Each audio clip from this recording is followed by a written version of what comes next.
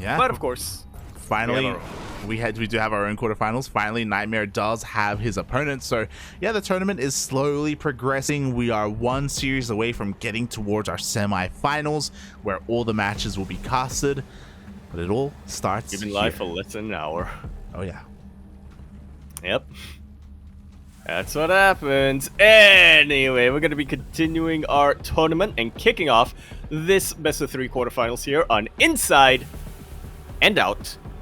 We're in the top right-hand corner map, starting all the way in the top right-hand corner. We, of course, have our red ZvZ player coming down from the land of India. He is the shark. He is immune to madness. Representing Alpha X, he is Demi. And spawning in the bottom left-hand corner of Inside Now, we have the Finnish Zerg player himself representing Kova Esports. It is Mixu.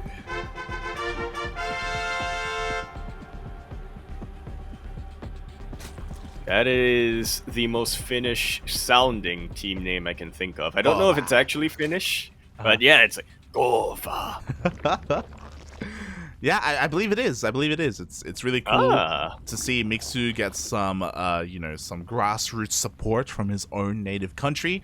And it's been really cool to see Mixu grow as a player. You know, he's one of the many young talents in the land of Europe that have been slowly getting stronger and stronger. You know, players like Mixu, Cuckoo, Iba, Night Phoenix. There are plenty of players here that are all looking to prove their worth, all looking to get better at the game and become that Sparkling Tuna. Yeah. We'll get it this week. We will find out. Can he take down the veteran shark in Demi? So far, pretty standard openers. Both players went hatch gas pool. Huh. Yeah, completely mirrored. For the most part. I guess it does make sense. It's game number 1. You don't want to be doing anything too out of the ordinary. Want to be able to get a bit of a sense of your opponent, or at least how they're feeling for the day. Yeah, it's one of those things where we've had a really intense, high-octane kind of a high-octane period here. These first couple of rounds, that literally every game has been wild. Now, our two players here have more of like a gentleman's agreement to be a little bit more safe, a little bit more standard, a little bit more normal, and we can calm down before the semis. Yeah, well, just you wait for game 2. True. When the gloves come completely off. Hopefully it's playing safe if they're bailing this. Yeah. It's almost a game of chicken at this point in ZvZ. Oh yeah, we're waiting for game 2 where both players just 12 pull each other. Yep. Fine rush each other. Let's go. Let's go. But they meet in the middle of the map instead. Oh my god, it's gonna be wild. But until then, so far against standard openers, both players went for their third base at around the same time as well. We do see that no one is cutting corners either. Both players have gone for their respective bailing nests. No one is skipping bailings to go straight into roaches. Everyone is just, meeting each other here. And I guess the next kind of big staging ground, the next pivotal point is going to be if any one of our players decides to link FUD a little bit and deny each other's third. Yeah, we'll keep our eyes out on that. Little bit of a divergent here. Mixu has prioritized his Evo chamber a little bit quicker than Demi. Demi is droning up quite a bit. That he is. Meanwhile, the Lings of Mixu are going to find a stray queen. They dive on top of the queen, but the reinforcements for Demi are here. The queen will survive, and we do have a defensive bailing being morphed in as well. Mixu just applying a little bit of pressure, not overcommitting, droning up behind this, just testing the waters. Range being researched by Mixu right now as opposed to Carapace by Demi. This is that big tell we were waiting on. Yeah, so Mixu clearly wants to get into Roach Ravager play. Demi goes for a more middle of the road upgrade instead. Of course, Carapace will affect his roaches, but will also affect his Ling Bane as well in case more aggressive plays come out. Mixu comes in and he gets 2 drones already. Without even making a Baneling. Nicely done. Oh my god, exactly. He also peels off one of his Lings to go for a bit of a scout. He confirms the gas is being taken at the natural of Demi, so he's fully aware that there's no kind of Ling Bane all in or Ling Bane flood coming his way. He also confirmed the timing of the Roach Warren. Now Mixu's got to be breathing a little bit easier right now, knowing that he is pretty much doing a similar thing, but getting there quicker. I say that But I don't think Mixu has thrown down a Roach Warren yet. He's going to get Lair before the Roach Warren. I'm a little bit shocked. I don't know if that's intentional or not. The fact that Mixu doesn't have a Roach Warren and he's taking all of his gases. He's getting 5 gases right now. Going to rely on Ling Bang to defend. Finally, there's the Roach Warren. But Demi's about to rock up and Mixu doesn't have too much. Yeah, he doesn't have much of anything right now. He's building a couple of Banelings right now, but obviously that is what Demi got Carapace for. Very quick to retreat the workers, so Mixu won't be losing too many of them, but here come the Banelings, of course. Yeah, the Banelings of Demi rolling in. They think better of it as they do run into a couple of queens. In the end, Mixu will be able to keep his entire mineral line alive. He does make a lot of lings, and this is what I thought he was going for. Spire is thrown down. But with range? Yeah, so he doesn't want to commit into roaches, but again, because of how late his Roach Warren is, Demi's going to push in with his own army, and again, Mixu just isn't fully ready for this. Oh god, but it looks like all the Banelings for Demi were wasted on these morphing and Banelings of Mixu.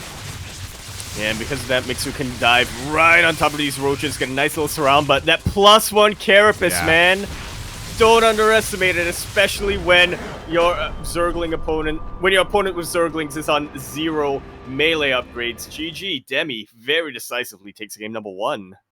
I wanted to see that play out a little bit longer, man. Yeah. I'm disappointed that Demi had to be a shark. Have to sniff weakness in the water. A very strong upgrade timing there by Demi. It also kind of played into the fact that Mixu was being just hyper greedy. Like, again, he was delaying his Roach Warren for so long.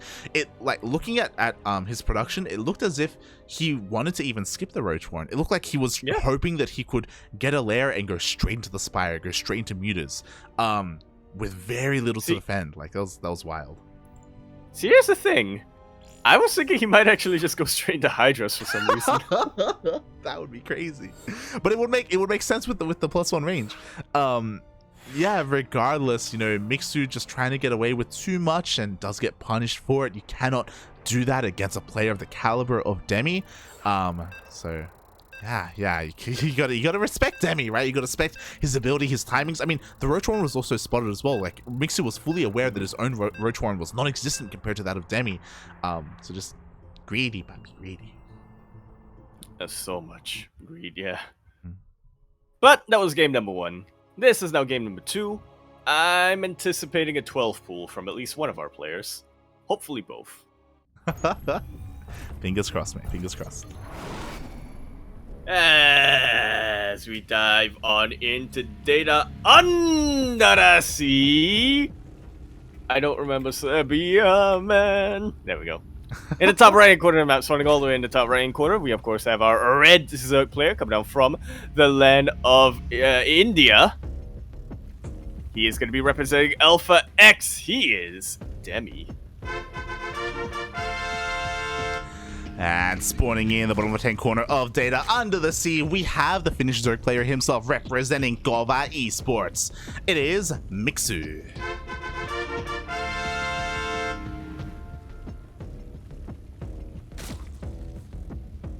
Really going to be keeping my eye on, well, the production tab in general, but a little bit more focused on Mixu. I do think that he is the one who's more likely to switch things up now in game number 2.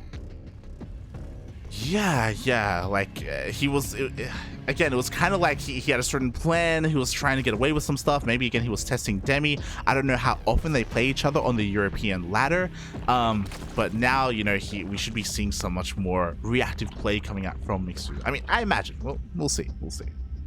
Yeah. But so far, it's pretty much similar to game number 1. Both players going for their hatch gas pool, both players... Well, I mean, that just about sums it up for the first minute and a half. Yeah, you know, standard openers once again. Just because the openers are standard doesn't mean that we're going to be getting into a long, boring game of Roach versus Roach. We didn't even get that in game number 1.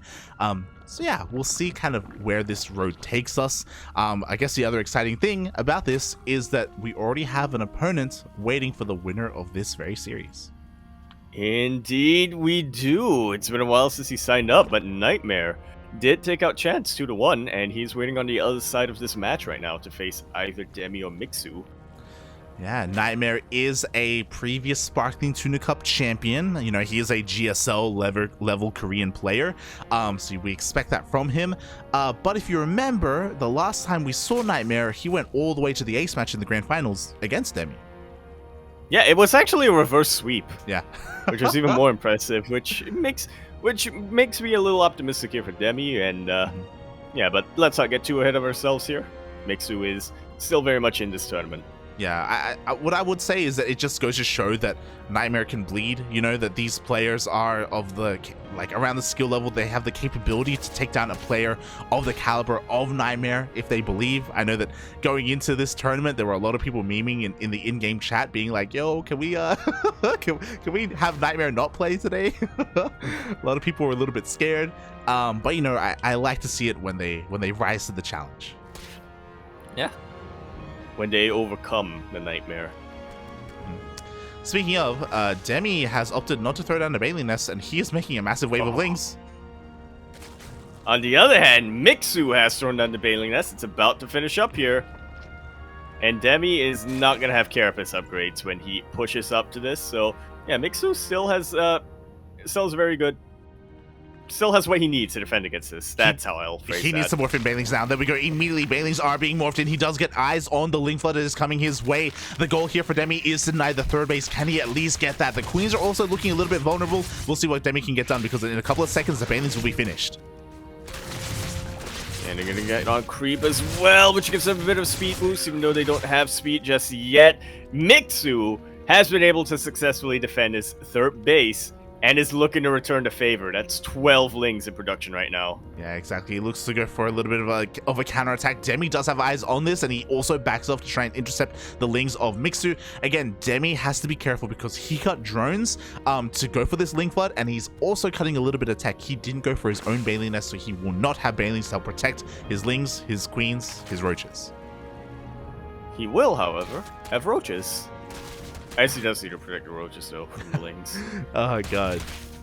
Yeah, I mean, it's great to see him just transition here. And once again, Demi is cutting drones. He's going for a follow-up Roach Ling push. And Mixu just saw the fact that the third base was bare. There were no drones here whatsoever. He spotted the Roaches, and he needs to make everything he can to defend. Immediately after spotting the bear base, he throws down a couple of Spine Crawlers. Is this overkill with the Banelings, or is this still fine for him? We need it. I mean, he's pretty all in right now. Demi's all in. Mixu has to go all in the defense. We have more Queens being pumped out. We have more Lings. Is this even going to be enough? That is to be determined.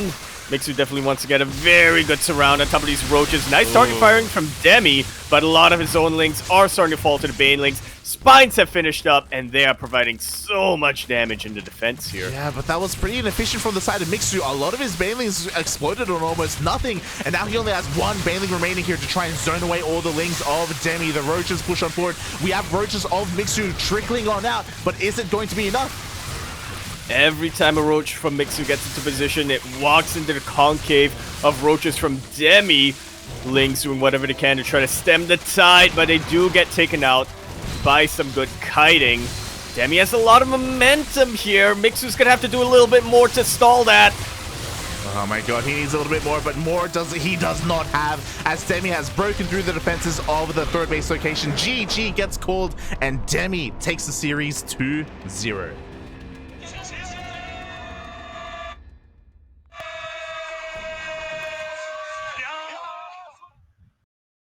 I could not imagine in many, many years that series going by that quickly, especially after game number one. I mean, like you said, there were just a couple of poor reactions by Mixu in game number one. Game number two, though, he scouted really well. He was getting the tools he needed appropriately to defend against what Demi had his way, but I guess you can't stop a shark when you're under the sea. I guess not, man. I guess not. I mean, Mixu did a really good job at identifying the fact that Demi was going to be coming at him the way that he was.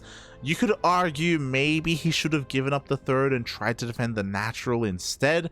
But Mixu, of course, being the player that he was, he wanted to defend and also maintain that base lead as well. And have that third base and be able to saturate it as soon as he was able to deflect Demi's push. but a couple of things didn't go his way. The banelings specifically, I don't know if you noticed, but all the banelings of Mixu, they were trying to wrap around the left-hand side and then trying to go towards the right, and they were kind of stuck in between, and there was like a massive explosion at some point. I almost thought maybe they were manually detonated, but I do think it was just like the target fire there of the roaches of Demi, and the banelings just didn't get the connections at all. Yeah, a mixture of target firing on the roaches, and I think a couple of lings from Demi slipping through, and of course because it was, you know, a bit of a mosh pit going down there, it almost filtered the lings so they didn't punch up. And just like that, Demi got enough momentum to just keep the game going and eventually break Mixu. Oh yeah. Yeah, it did eventually break him. GG, well played. My heart goes out to Mixu. I hope you enjoyed your time here. Again, a bit of a shame that his run ends in the quarterfinals, but he did a really good job getting towards the quarterfinals. We didn't get to touch too much on it, but he 2-0'd Nicorakt, which is insanely impressive.